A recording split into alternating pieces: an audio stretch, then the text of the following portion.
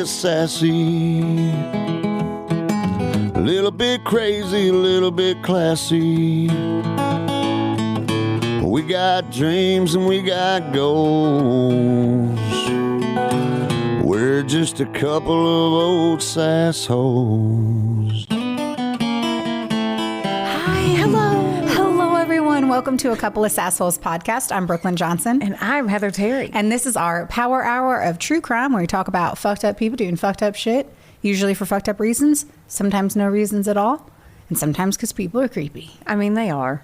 It's creepy season. It is. It is. It is fucking spooky season. Vicious. A bit vicious. Vicious? Yeah. Oh. So today's really exciting for us because it is actually our first time recording with video. Oh my God. Should we look at the? I look at the camera. Hi. Hello. Hello. And we're really excited about it. We literally walked in here and I was like, Jess, producer Jess, I need your shirt. Yes. And she was like, yes, here you go. And I was like, you sweet baby angel. I decided today to wear what I thought was going to be the appropriate attire if we were recording outside and it was 30 degrees. Like if we were at Paoli Peaks skiing, yeah. I think that flannel. If we were apple picking. Would have been. Yes, yeah. In Vermont in November because it's so thick. It is so thick. I literally walked in and was like, fuck. I know. Well, then I come in my jean jacket and it's like the loudest thing in the world. She called me Jingle Bells, but whatever. We rock. It works. I'm going to take off my shoes. You're going to what? I'm going to take off my shoes. I need to like tuck my feet up under me. And you always do. I know. This. And I don't think it's weird. No. So I want to talk about my socks. Okay. Oh, okay. First, here for the riveting content of your socks. No, because I want to talk about it. You're going to be on WikiFeet and like. I hope. Me too. Wait, do you get paid for that? I don't know. Oh. I don't even know what it is. WikiFeet? It's like Wikipedia, but for celebrity feet. And there's just pictures of celebrities' feet. I was like, but I'm not a celebrity yet. Not yet. So anyway. Okay. These are new socks that I got and I was really excited about them. And they're kind of like ready for colder temps. Mm-hmm. So my feet, number one, are hot. I got hot feet. Number two. Yeah. So they're longer socks. I'm 36, about to be 37.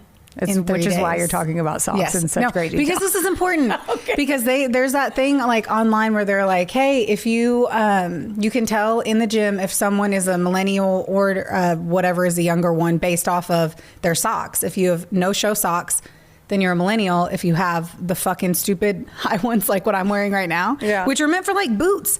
Well, I decided today I'm going to the gym after this, which is another reason why I had to have a jacket on because I'm just sport brawing it up here. I mean, sporty spots. I'm going to fucking be having weird high socks in the gym. Wait, you're wearing those to work out? Yes. Oh, now I get why we're talking about it. Yes. Because I can already feel like I'm not ready for it. Like, I don't think I'm ready for it, and I'm not even going with you. I know. And I'm going to put on my sneakers after this. I'm going to change here. Okay. And I'm just going to feel weird about it.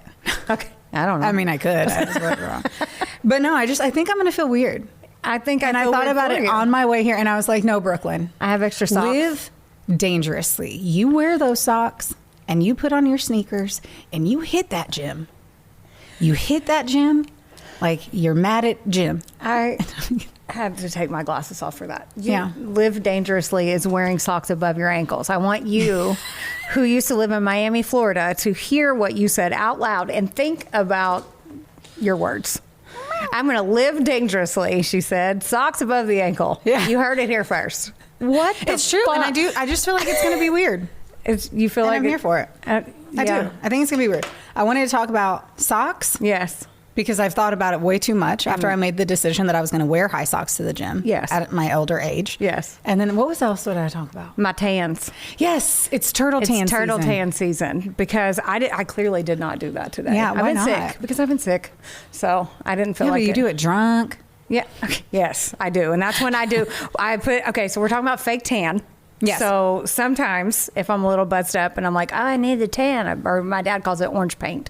So when I paint myself orange, I've accidentally done one leg twice and the other leg none. Yep. So that means pants season.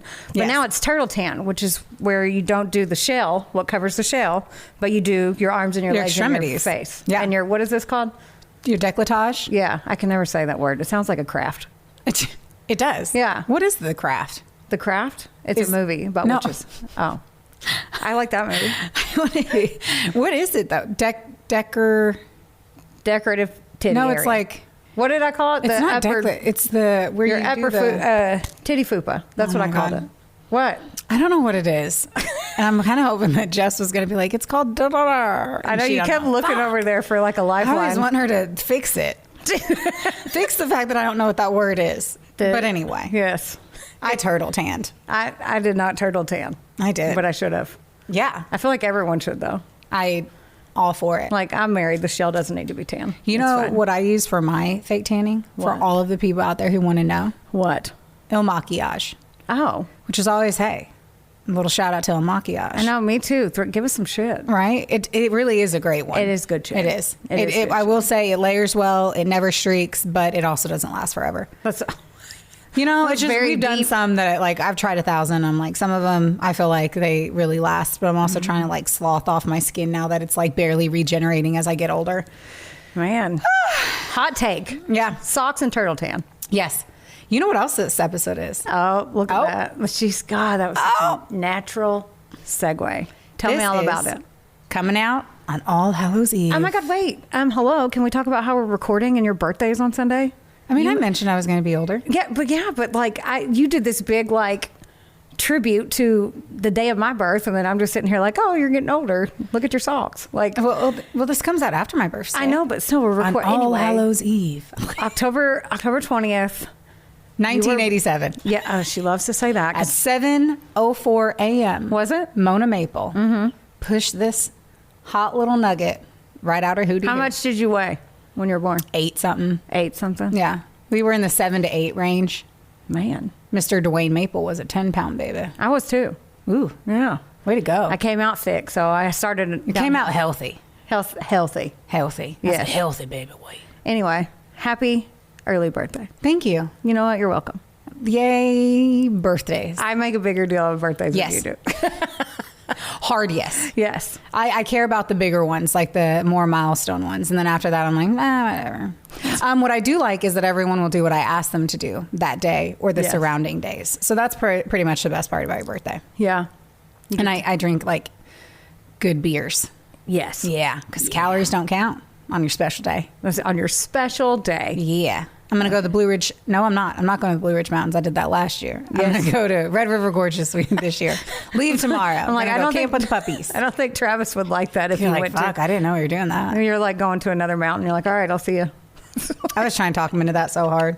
He's like, God, apparently my cup makes noise. Yeah, you called my jacket Jingle Bells, and you're over there sounding like you're It's 'cause drinking we marbles. were drunk on Halloween movie night sleepover, and I broke my straw. Oh, you did? Well, how do you? You were break- with me. Oh, I know that.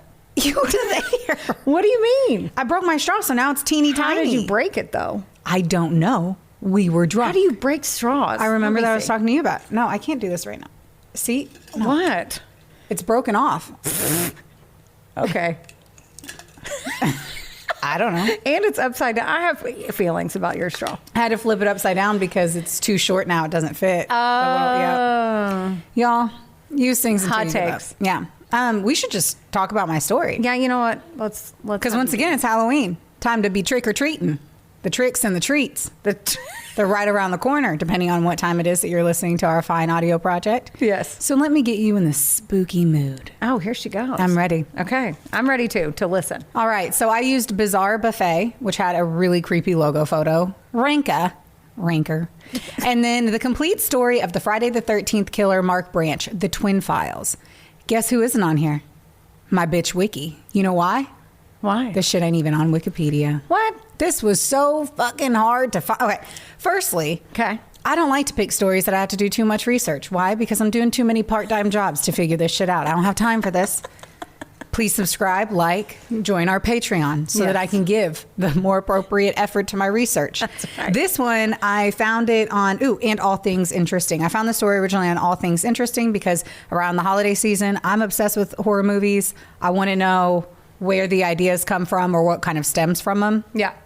This one was one of like the very first ones besides like what we did for our live event and all of that. So it was a super short take on it. Okay. Digging into it, it's not on Wikipedia. Mark Branch, who is the guy that we're talking about today, apparently I think he was like a good football player or baseball or he sported to some degree. He sported. There was some sporty action. All right. And other than that, I couldn't find anything. Oh. But luckily, the cute little sweet ladies of the Twin Files on YouTube somehow found way more than that. Now, I compared it to another article who had some spelling errors, so that automatically makes me think...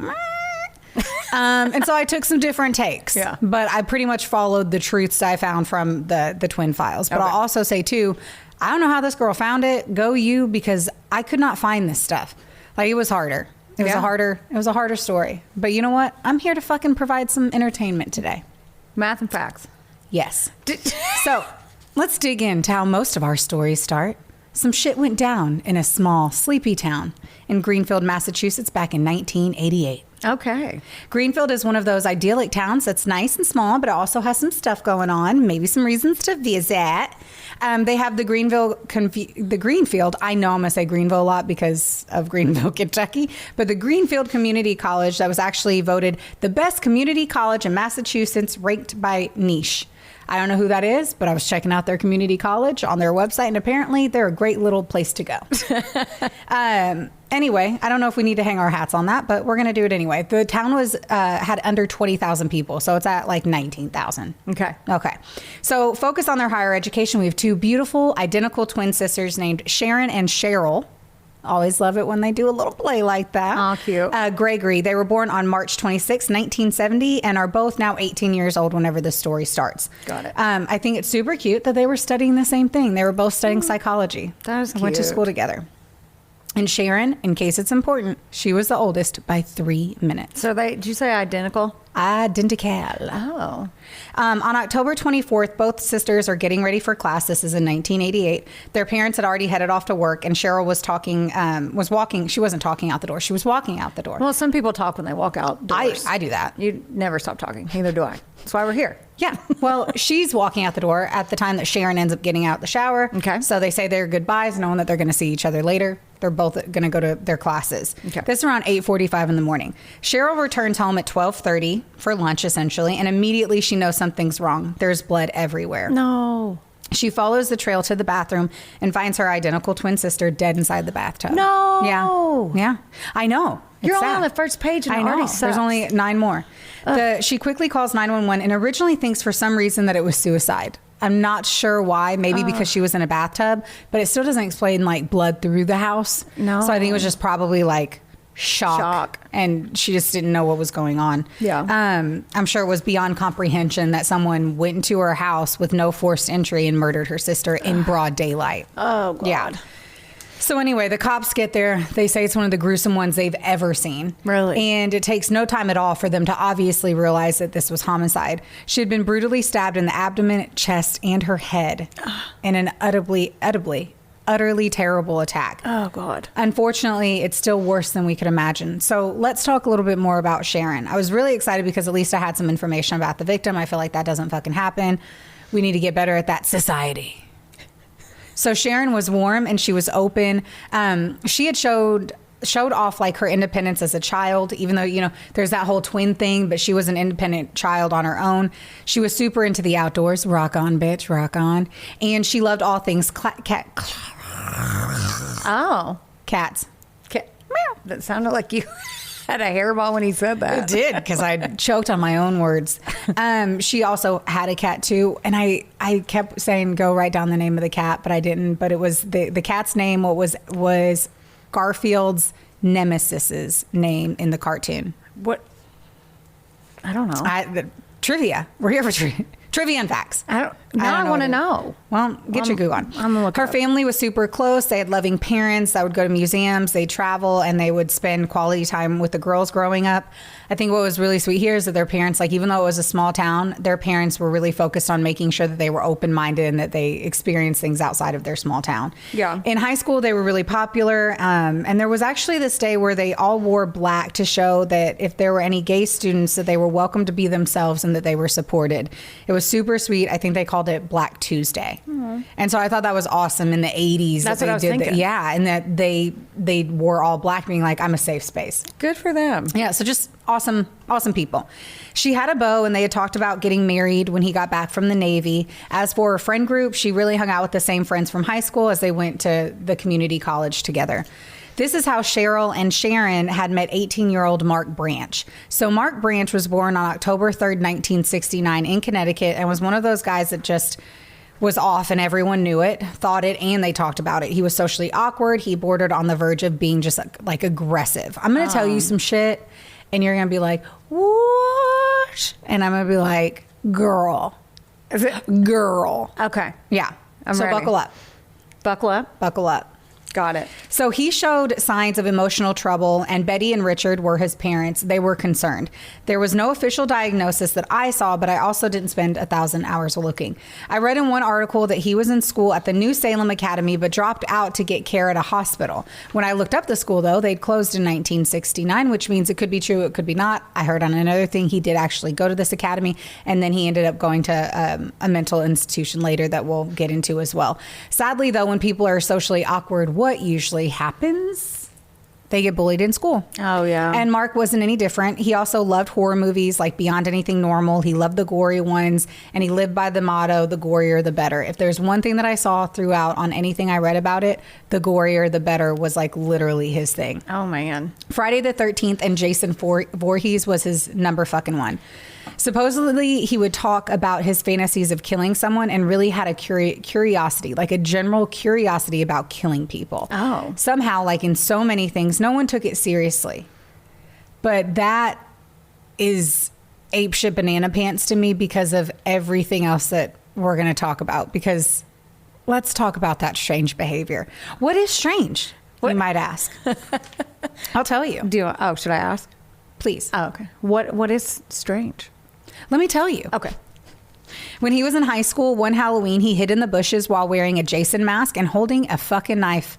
What? He jumped out when a girl walked by and began to chase her. No. He ended up tripping and she got away, and 100% he had planned on killing her. As I say this, at one point, for whatever fucking reason, Mark ends up saying this to a group of people, including Cheryl and Sharon. Like telling on himself? Yes. He was like, one Halloween, I dressed up like, no, I would have definitely killed her if I hadn't tripped. And they, okay. Yes. Okay. Mm-hmm. He would also keep files on certain students in his school, to which he would call and leave them death threats. What? He also put a scaffold through an image of one of the students and put it in her locker. Put a what? I don't know what a scaffold is. Like just a fucking, usually I think of it like a piece of equipment for a window or something. But anyway. Oh. Yeah. Like crazy shit. I don't know how he got away with it. I say that in here because this was my fresh general research. As we get further, we'll get into a little bit more of the details there. I also read that he would write letters to girls at his school about how he would murder them. And some of them were sexually explicit. What? To what degree, I do not know. Oh. At some point, though, he was eventually pulled out of school and taken to the McLean Psychiatric Hospital while he is only in the 10th or the 11th grade. This is like severe ass behavior, being super numb, young, as you guys could guess. And what ended up happening is the only reason he was technically pulled out of school was because he tried to kill himself. Not all that other shit of other stuff. But he reportedly pulled a knife on a girl because she didn't like him. How are things just going unchecked? I don't know. Doesn't. Let's keep talking. Okay. Because they tried. Like, he was in a psychiatric facility. He went into rehabilitation centers. His parents spent tens of thousands of dollars, knew something was wrong, and kept taking him to places. Okay. So the parents tried. Okay. Because how do you not? I mean, it's very bizarre to just be like, yeah, you don't like me? Fuck you. Yeah, like, I don't know. I don't get it. Little extreme. A little extreme. Your face is very, very intimidating. That's how we became friends. She's like, be my friend. Oh, okay. No, I'll kill you. I don't know. I don't know. That's bizarre. It did appear, though, that while he was at the McLean Hospital or whatever, that things were actually helping. And his family, and he moved to Greenfield. He had gotten a job at a grocery store, and he, why are words hard? He reconnected with his old friend, Scott Landry, and he was finally, like, making friends. Okay. I don't know that he was actually making friends. They say he was making friends. But I'm pretty sure that the people that hung out with him were just like, he's a little quirky and he's weird, but they were just like, do you, boo? I don't think There's a difference. I don't understand. Here's my thing. Okay. If I was like, I think I'm going to quit my job and focus on a podcast, you could be like, okay, maybe. Or maybe I'm like, you know what? I'm going to quit my job and I'm going to be a professional cook. Okay. But if I was like, I think I'm going to kill someone. I feel like they might do it, they might not do it. Yeah, no. You kind of got to get invested when someone's like, you know what I've always been interested in? What it would be like to kill someone. Yeah, that's red flag on the play. Sport reference. Gross. Okay. So him and Scott, they would watch slasher movies together. This was the one time that people weren't like openly making fun of him. Yeah. And it was likely the best time of his life, to be honest. It's so hard to feel like an outsider, and we're social beings. So I'm sure this was just like nice to have some fucking camaraderie and communication. Yeah. He would also work occasionally at a local video rental store. And I think about video rental stores all the time. Oh my God. Friday nights be banging. That's some Taco Bell. Except for when you Taco go Bell up. was by mine. A little Crunchwrap Supreme. Oh my God. No, pizza. I had pizza. Oh, we did that too. Yeah. But we, like, if you go up to the movie and you're like, I want this. And then you go, and then you had to move the, you know what I'm talking about? Like, they had the video on top of the DVD, and then you'd go get excited and you'd pick it up and there wouldn't be one behind it. So they were sold out. I guess I had a better supplied Blockbuster. Okay. Now are you Blockbuster shaming me? Yes. Okay. Well, mine wasn't even a Blockbuster. It was like knockoff, like Family Video or one of those. Oh man, I miss those. Right? I wish we could make that happen. Everyone's too fucking lazy. It'll loop back around. 90s fashion's back in. People will think it's cool to get that. No? I just got to get a stretch. I mean, big stretch. Big stretch. I hope it loops back around. I'd like that. I'd be supportive. I know you just got a body boner for At it. one point, whenever they were closing the one here, I was like, you know what I want to do? And we went. Order one. Like order one? Did I say order one? I wanted to start a franchise one. Yeah. But like everyone's fucking fat and lazy. No one wants to like get in their car and like drive to it. That you could do. What if we DoorDashed DVDs? Just hit my tit right on the mic. Oh my God. Fuck. I don't even know how. It's that big body stretch. It's my big body boner. Yeah, you got a body boner for Blockbuster after you shamed me. What we got derailed. I oh my always. God. Wonderboy Media is not only the proud producer of this glorious magic employing your ear holes right now, but they're also a big deal. Get in touch with them today to make all of your dreams a freaking reality. From using their bangin' ass podcast studio, Where we are right now. to creating amazing videos and editing our content like the mystical mavericks they are. Your podcast can go further when you have a Wonder Boy. Hit up Drew today at WBOYmedia.com. Or text him day or night at 270. Just kidding. So something interesting though, as he was super obsessed with Jason Voorhees. For anyone who doesn't know that, I also said it in the beginning. That's Friday the 13th. That is the hockey mask guy. Yes. This tickles my pickle.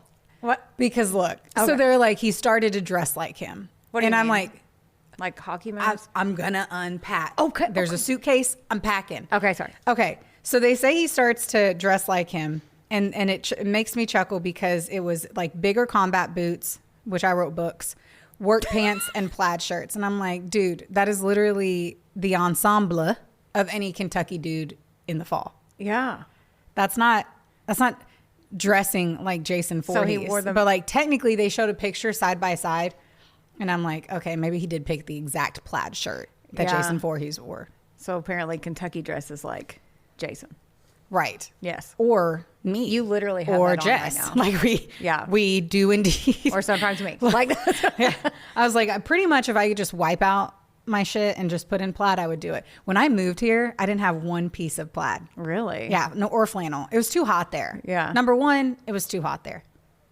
There was no Miami. need. In Miami. There was no purpose for that.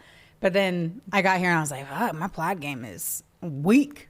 Yeah. Also, my fall clothing and winter clothing is weak. I didn't have a winter jacket or anything. Man, you didn't have a graphic tee, and then I came into your life, and now you're Oh, graphic tees. man. overwhelming So many. amount. I do.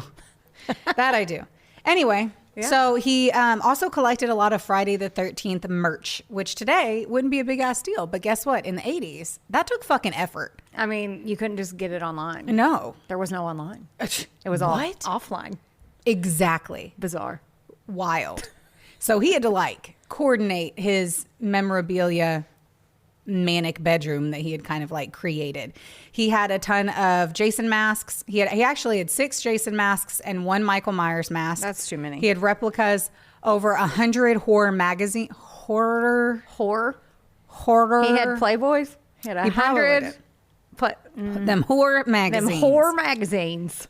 Horror. That is a hard word to say. It is. I'll never get it right. Horror. Horror magazines and like the whole jam. So anyway, his friends had said that he was quiet, he had a dry sense of humor, and he lacked any drive at all. So he literally would say that he would amount to nothing and sort of seemed proud of it. He sounds like at least 4 of my ex-boyfriends.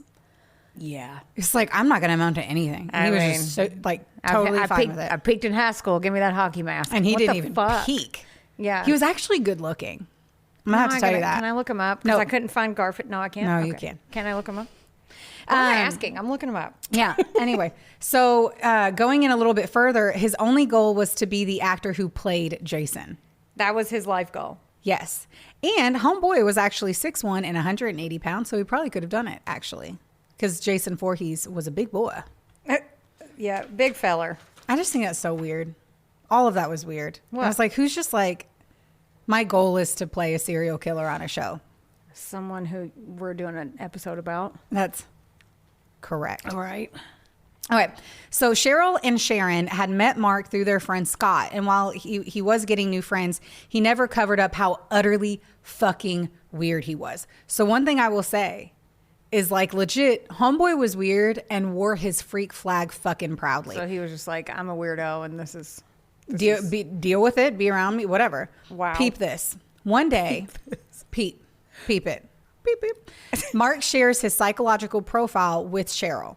Now, I read a few different, so he went through all of these moments of being in and out of psych wards, right? No technical diagnoses that you could find online. Yeah. Well, there was a psych profile on him, obviously, just like your doctor profile. Gotcha. So I read that she wrote a psychological profile on him, but then I really believe all of this, that wasn't the case. It was that he gave it to her from his past days in the psych ward. The difference in this material is sort of a huge deal because one shows her researching him and the other one is just her being a psych major wanting to see the papers. So they're basically hanging out. He mentions it. They know about his mental health issues. Yeah. He's like, I'll show you it. Hands it over to her. And she's like, can I take it home and read it? And it was under one condition, which I think I wrote the name wrong. He was talking to Sharon and Cheryl. Mm-hmm. Sharon is the one that passed away. Okay. So Sharon was technically the one who had it. Got it. My apologies. Sharon and Cheryl in research gets really fucking complicated when you're not the brightest bulb. I mean, So just I'm gonna say it. Okay, so she ends up taking the file, and he says that she can take it home and read it under one condition. Once she reads it, she couldn't talk to anyone about what she read, and that she had to burn it. oh, Weird. it's like you can't tell anyone and you have to burn this. It's weird.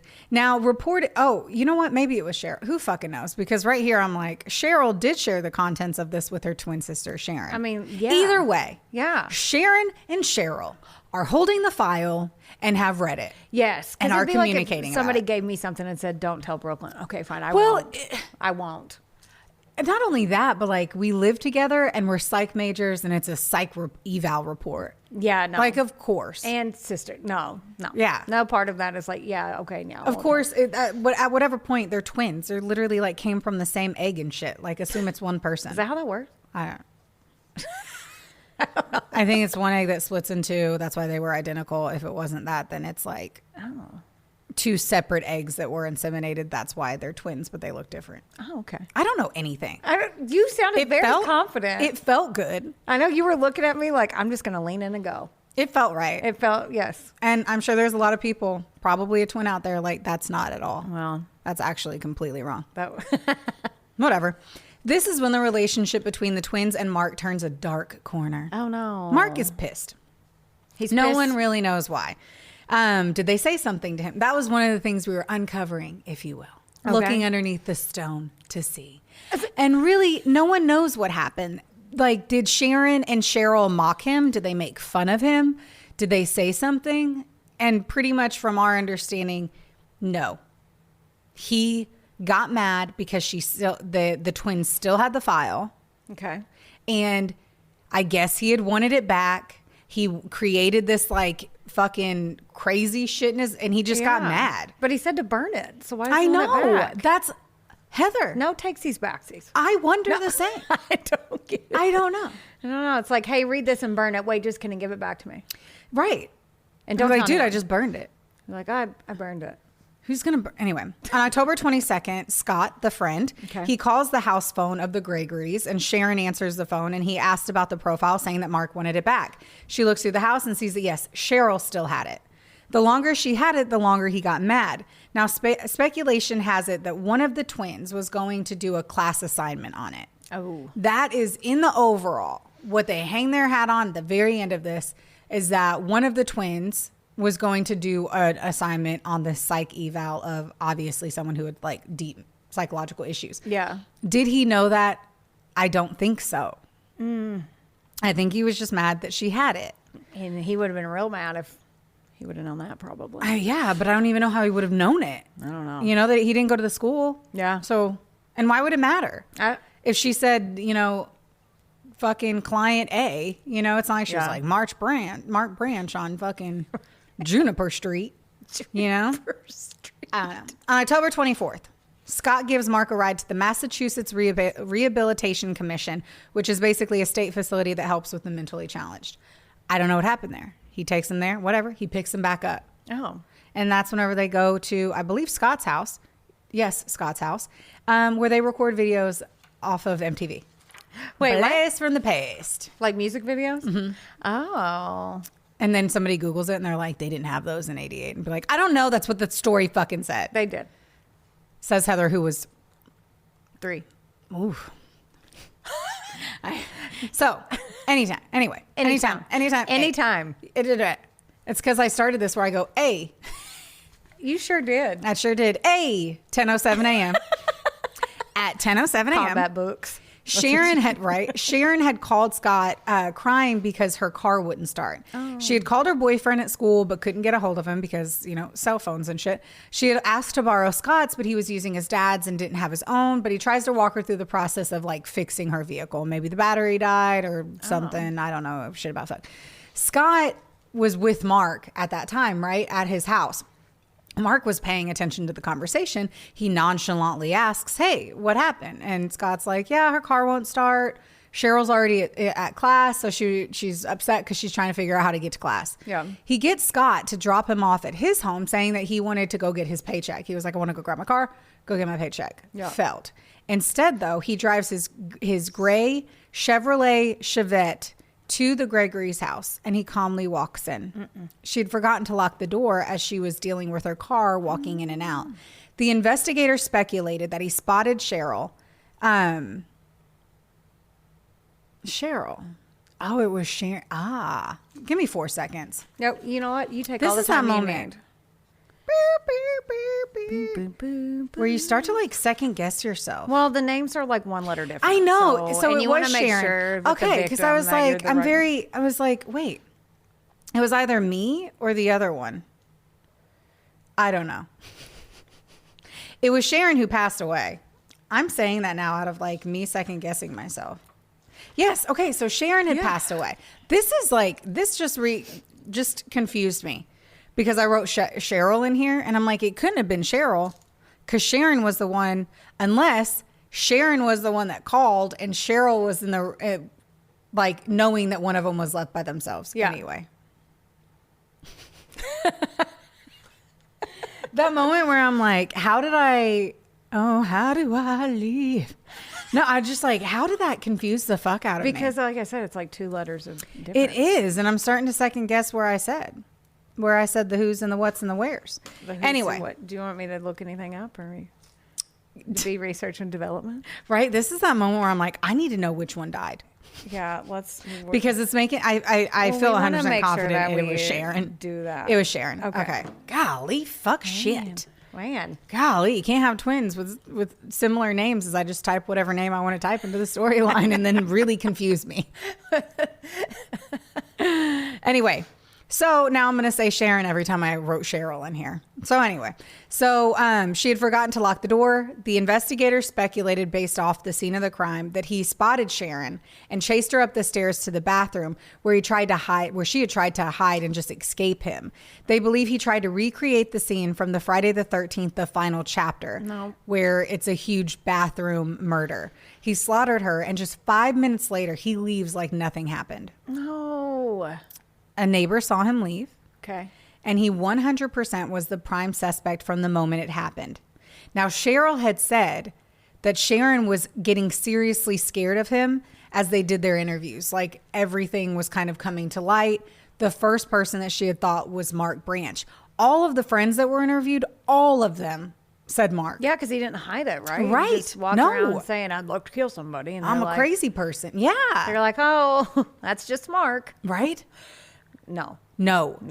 Imagine this. It's a small town and it's days before Halloween. Okay. Right? This was October 24th whenever it happened. Oh. A crazed killer's on the loose with mental health issues who wants to be Jason Voorhees. Oh, Jesus. So everyone is terrified. They're knowing that he likely was in a Jason. This is the other part too. From my understanding, and I can't find it anywhere, the concept is that he may, or I don't know if he had a fucking mask on. I can't find that out. But why was this the Friday the 13th killer if he didn't have a mask on? And he had worn the masks before. I don't know. I don't either. Because of his fascination with them? Or did he wear a mask? Did he put on a mask when he walked in? We don't know. We don't know. Oh. We don't know. For the sake of the story, we can say that he did. Okay. Why not? For entertaining he was wearing a Jason mask. Yes. Allegedly. Well, Him, that that's damn the Jason reason, plaid. That's what it was. A right? Jason plaid. Well, that's what I'm saying is like everyone was terrified. And one of the stories they're talking about the fact that like if they thought anyone in a costume could be the murderer and everyone knew to look for Mark Branch. And so if you just happen to be Jason that year. No.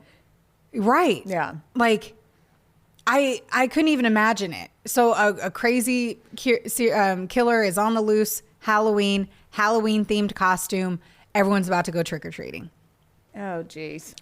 Anyway, so they're looking everywhere for him. The next day, they find his vehicle abandoned on a dirt road near Buckland, which is about 30 minutes from the town. There's blood everywhere inside the vehicle. So let's talk about that. No, there's blood. They said blood and cigarette ash. So Wait, apparently, homeboy needed to rip them cigs. He was ripping cigs just in the car? I guess. Yes, Heather. Once you kill somebody, you really don't care if your car smells like smoke.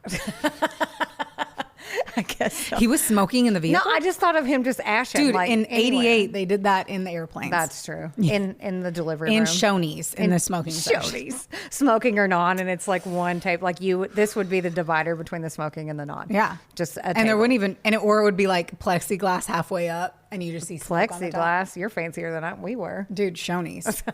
Plexiglass. So, if there's blood all over the vehicle, okay, that means that when he walked out of her house in broad daylight at 10:45 in the morning, where a neighbor saw him, he walked out covered in blood.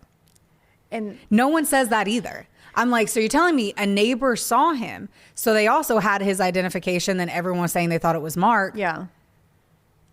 Why the fuck, if I may, were the cops not called if someone walked out of a house in broad motherfucking daylight, covered in fucking blood? Was it just on his shoes or his?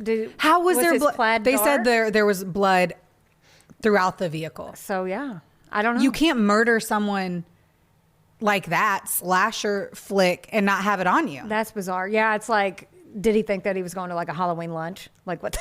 I don't get it. I don't either. That's bizarre. So why didn't the neighbor call the cops? I don't know. People, and be that's nosy why I nowadays. assume that he didn't have a mask on.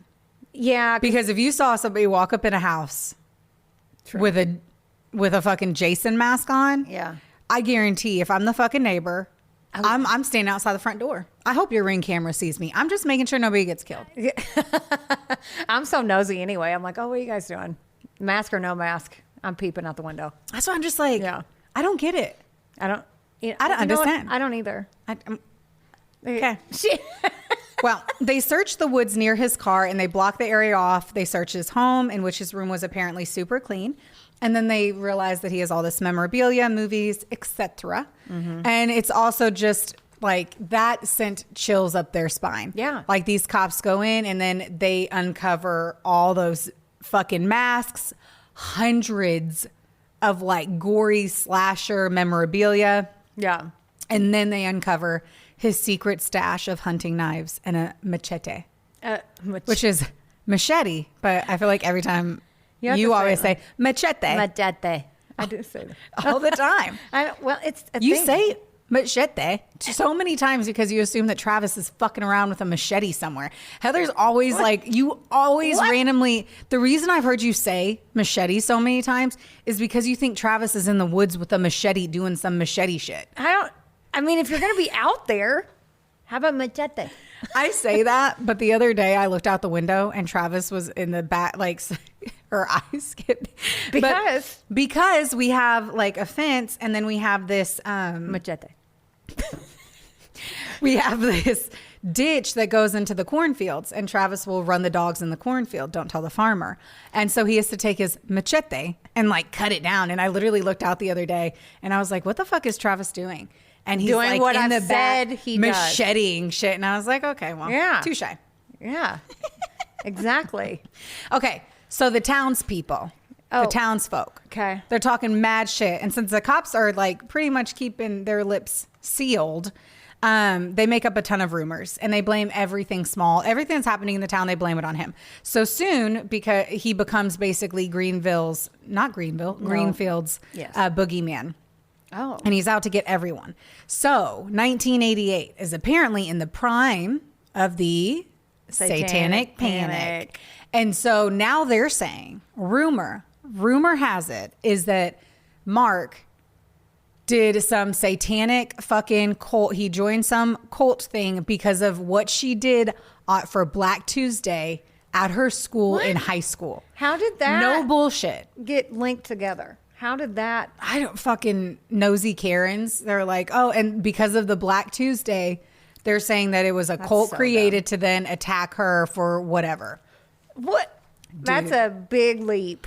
I know. Literally, the newspapers read, hysteria hits small town after murder. Shut up. And it becomes national news. Of course it does. And then the important thing to do, anytime someone with mental health issues does something, we should blame the movies. Yes. So then everyone was blaming the fucking movies. And Satan. Yes. Satan So and step movies. well, they're the same thing. Oh, gotcha. I forgot.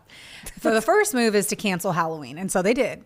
No. They canceled their parade and then they moved trick-or-treating from 1 to 4 p.m. on October 30th. What? Wait. Just They thought maybe daytime, 1 to 4. he did it in the daytime, right? Yes. That's what I'm saying. yeah.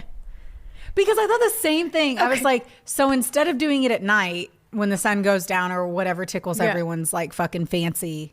Yeah. Because back in the day when I was a chitlin, you couldn't go trick or treating until the sun came down. Like my dad was always like, We would go right at sundown. right. Yeah. Now it's pretty much done when it's dark. But Yeah. anyway, Yeah. I just thought it was more entertaining that they were like, so we'll do trick or treating at the time that murder actually happened. Yeah, that happened then. So, you okay? Yeah. What happened? My back did something funny. Oh. And so now I'm just 'Cause you gonna got all- do some slow moves. Some night moves. Isn't that a song? Is it? Yeah. Working on. Anyway, keep going. Tell me some I stories. was like, I don't know. Okay. It anyway. is a song. I just don't know the words, so I'm not going to sing it. Got it. So Sharon Gregory's funeral was on October 29th. So it was the day before that. And she had over 200 people present. Apparently the line to bid her farewell was like a mile long. I bet. I bet too, of cars, not of people. I just needed to reference that too, just in case someone was like, that's a lot of people. That's more than 200. They're like Princess Diana. Sorry, I don't know what's happening now. Okay, so they put out bulletins because they still can't locate Mark. Okay. Like Still? they know still. That's been like a week? Yes. Yes. I think Yes. so. 5 days. Yeah. I rounded up. A week. Okay. They put out bulletins because they still I was gonna say, on Halloween nothing happened on Halloween. Like the whole town I'm gonna get to that. I'm gonna stop what I was doing. Okay. So he's officially noted as armed and dangerous, and they believe that he would kill again if he got the chance. Yeah. Everyone's calling in, including psychics. Put a pin in the psychics. Oh my God, Because I'm I'm going so to come back in. I'm going to ratchet back around. Okay. And I'm going to tell you some shit about a psychic. Okay, good. So they were supposed to, I was like, do the regular story, and then I'm going to slide in with some more info. Okay. They were supposed to have a premiere showing of Halloween 4, actually, in the Oh. town and in the movie theater. They were too afraid. They didn't even do it.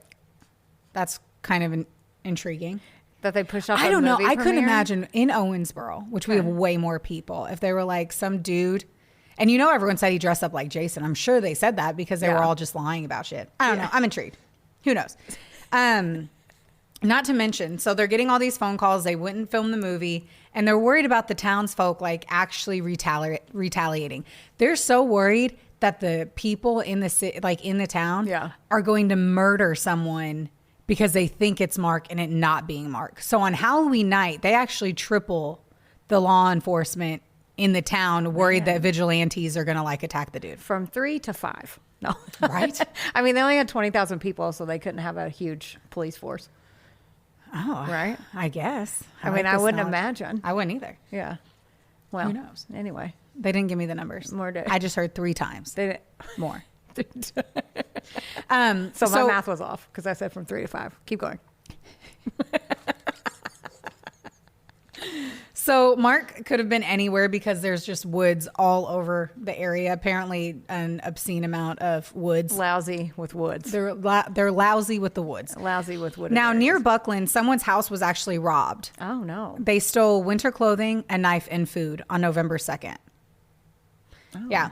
The town kind of goes on, I mean, per the usual, and the cops continue to look for him. Let's make this get real creepy. It already is, but okay. That's true. I'm going to take it a step further. Mark Branch was found on November 29th, 1988 by a hunter named Kevin Purrington. Is that his real name? Yeah, it's Purrington. Will you do it? Because you can roll your R's.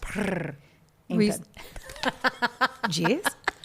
Yes. Dance for the man. You're Yeah. like, you can do it. You do it. Just it's do the thing you do. Do that thing. I like it. Do the thing. Thanks for delivering. I clanged my cymbals just for you.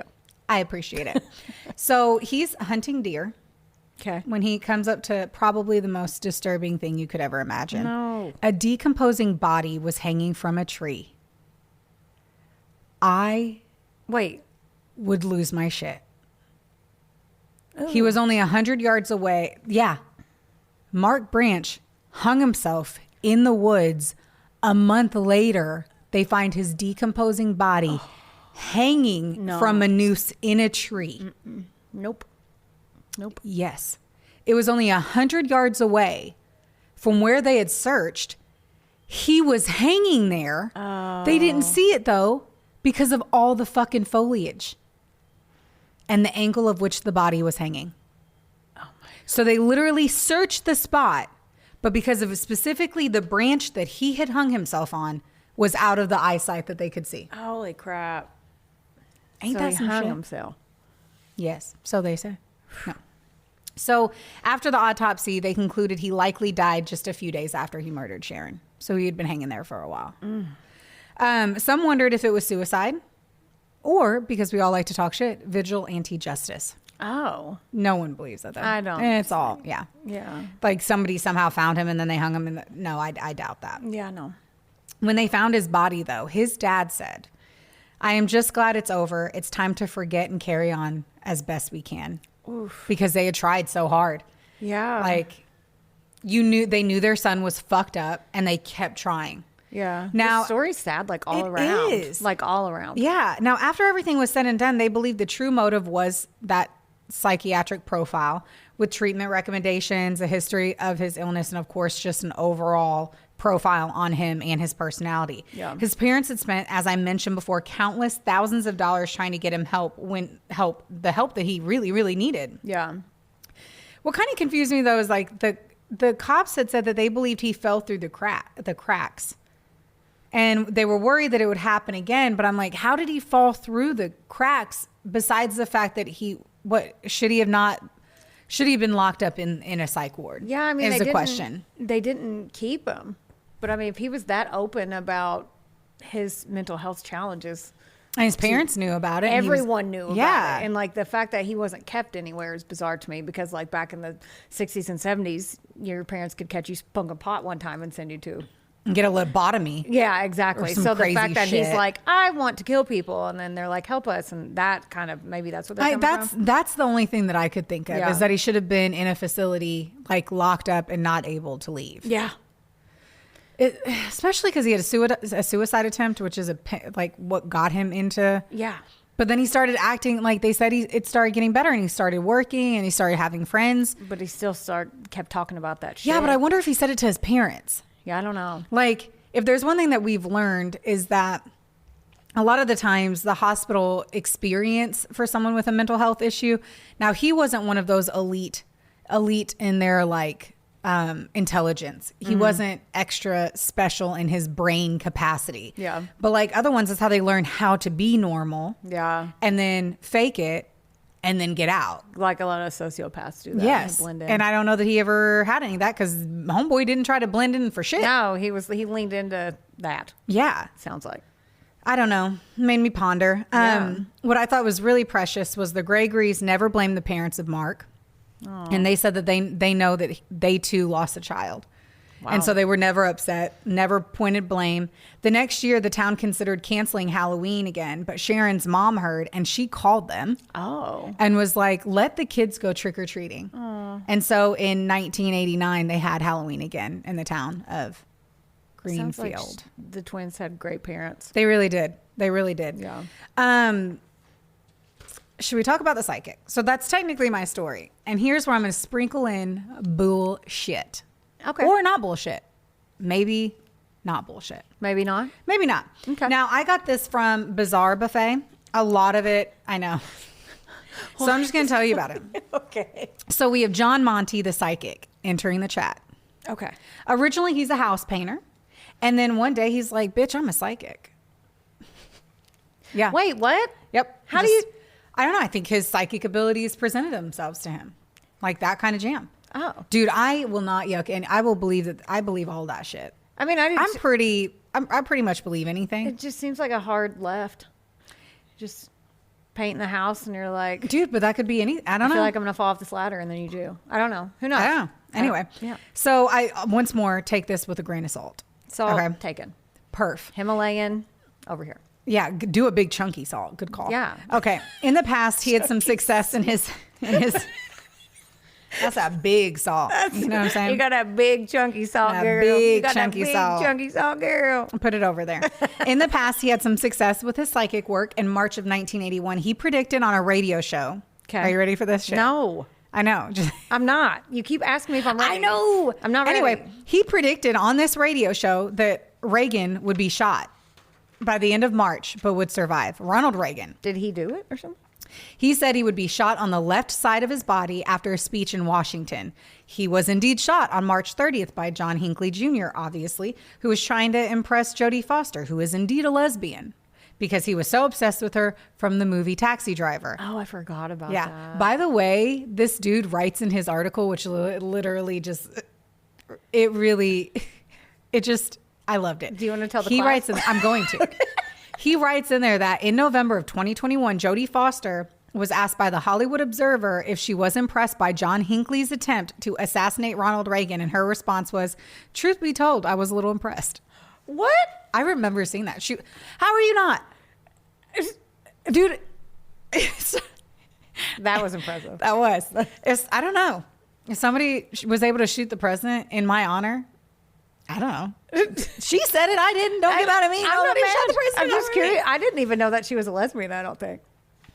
Jodie Foster? What? I don't keep up with that. I mean, Jodie Foster is the epitome of a lesbian. okay. Well, why are you so mad at me? Because it's so... I mean, I don't guess I'd ever cared either way. But it's like, how do you not know? I don't know. I don't mean to be passionate, but I'm passionate. Why are you so like? Because everyone knew Jodie Foster was... Right? Yes. I don't know. Even I her don't think voice. I've ever paid her attention. voice was like, you're going to be a lesbian. I don't. She's got that deeper... everything. I don't. Anyway. I just got in so much trouble. Okay. So Where am I at? Outer space. Oh, yeah. So John had also been wrong about other predictions too. So whatever. He gets called in for this case, and he actually is on like some show, whether it's Oxygen or something, whatever, because they had like inserted. What is his name? John. I'm not here for that. We'll get back to that. But John, he gets called into the case because he actually was local. Okay. So they give him a photo of Sharon and nothing else. Upon looking at the photo, he said he felt violence. And the guy who wrote this, which made me laugh, I'm just assuming it's a guy because it felt like it was a guy. He's like, yeah, that's probably a good guess if a homicide detective gave you a photo of a girl that it was violent. But it does actually like get kind of crazy. John the psychic said he kept hearing the word Jason. That's bizarre. Isn't it? He said he got flashes of confusing images, but knew where they needed to go. He takes the investigators to the same area where Mark's car was found and walks them into the forest where they came across an abandoned slaughterhouse. Wait, what? In the woods. No. They show photos of the slaughterhouse. So I don't know. I didn't dig further. But I don't know. We're giving everybody homework this time. Yeah, everyone look. Everyone go look this up. I'm going to. See the episode of whatever episode it is. They go inside the slaughterhouse and they find drawings on the walls of a man wearing a mask murdering a woman on a set of stairs. What? And under the picture, it says a death by intention. It's very dramatic. There was also a Crystal Lake and Jason Lives spray painted on the wall. Was that his little hideaway? I don't know. I don't think it was. I think fucking some teenagers Or what- found some shit in the woods and spray painted some shit and made it creepy. Or what if he did it? This painter guy. Maybe. What if he was like, I'm going to take him here? I don't know. I don't know either. Oh. I don't even know if like was that after his car? Like they obviously, they say he called him in. The fuck they called him in? They were trying to find a fucking dude. They were not calling in no psychic in the area. Yeah, that's like, especially in a town of 20,000, they're not going to be like, you know what we should do? Wait. Stop. John. Call John. Call the painter turned psychic named John. Yeah, I bet he knows where he's I bet at. he knows. And then maybe he can paint the walkway. Like, no, I don't understand. Yeah. I don't think it was Mark. I No. think it was more just teenagers like getting high and having unsafe sex. I don't know. I don't know. What? Automatically think that they're boning. Well, it's What was that weird meme place that in the said, woods. like the 80s horror films? It's like teens get killed for fucking or something. Yeah. Which is basically all of the movies. Yes. Yes. Has to be a sexual element. Uh, Supposedly another thing was on there like Freddy Lives. Like basically teens just went in there and made it fucking creepy so that if you walked into it, you'd be scared. You know what I mean? That's what I kind of think. Also, I have no idea if this actually happened, but it was too tantalizing not to include. I'm glad that you did. Yeah, me too. Angsty teens with spray paint Yes. and crayons. After this discovery, they did another search of the forest, but they didn't find anything. This added to the fear and all that other shit that happened. Mm-hmm. And then, of course, the frenzy came out about the vigilantes and that they were going to go hunting Mark and all that shit. Got their tiki torches and stormed the town. Right. Yeah. So John Monty, that was his name, comes back to the police and said, I know where Mark Branch is. I had a vision of him hanging himself from a tree in that forest. Oh. And that's the end. And that's the end? Did I print out all your papers? I think so. Okay. Yeah. Because I just wanted to include that, like, Yeah. there was a weird psychic element to it. The fact that and he supposedly said it, they didn't find him. I don't hear. When I was listening to the YouTube channel of the other one, they mentioned even psychics, and that's where it stopped. Oh. So it wasn't. She never touched on it, the factual side of it. Yeah. But this one was the one where they were like, "This is a fucking cake with different layers of flavor," and I needed to include it. Yes. You know? You threw that red velvet in there. I sure did. Yes. Fucking cream cheese icing Thanks right for in the that. middle. Oh my God, cake sounds so good. Always does. Always does.